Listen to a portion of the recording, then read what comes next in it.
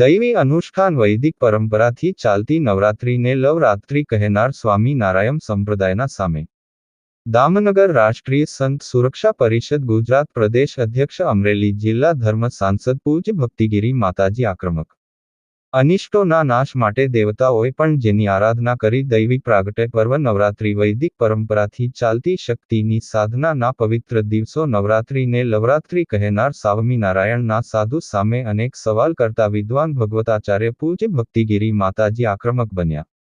સ્વામી અનુપ સામે કડક કાનૂની કાર્યવાહી કરી તંત્રએ દાખલો બેસાડવો જોઈએ. વારંવાર બફાટ કરતા અનિષ્ટો દૈવીઓ વિશે કાયમ ઉપેક્ષા કરતા આવ્યા છે.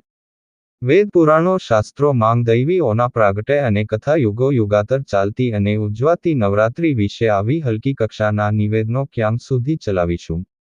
સમગ્ર હિન્દુ સમાજ દૈવી અનુષ્ઠાનનું પાવન પર્વ યુગોયુગતરથી પૂરી શ્રદ્ધાભાવથી કઠોર જપતપ સાધના કરી કરાવી ઉજવતા હોય ત્યારે આવા અલ્પમતી વ્યક્તિ પાસે સારી અપેક્ષા પણ ક્યાંથી રાખવી? કાયમથી શક્તિ વિરોધી આચરણ ધરાવતા આવા સાધુ નહીં પણ શેતાન છે.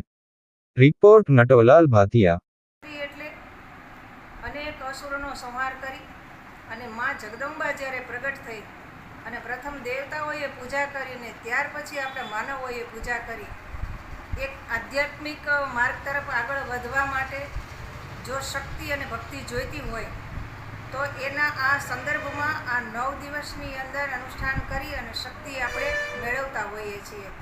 અને ખરેખર આ નવરાત્રિ એટલે આ જે સ્વામિનારાયણના સંતો વાત કરે છે એવું નથી, પણ ખરેખર એના શબ્દો એને પાછા ખેંચવા જોઈએ.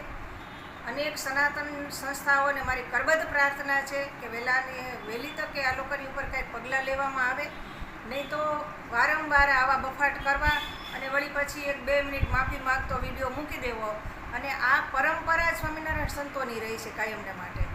એટલે હવે વહેલી તકે સંસ્થાઓ પગલાં ભરે અને આમાંથી હવે સનાતન ધર્મની જે જનતા, નિર્દોષ જનતા છે, વારે વારે જે પીડાય છે ને, એને આમાંથી મુક્તિ મળે એવી મારી કરબદ્ધ પ્રાર્થના.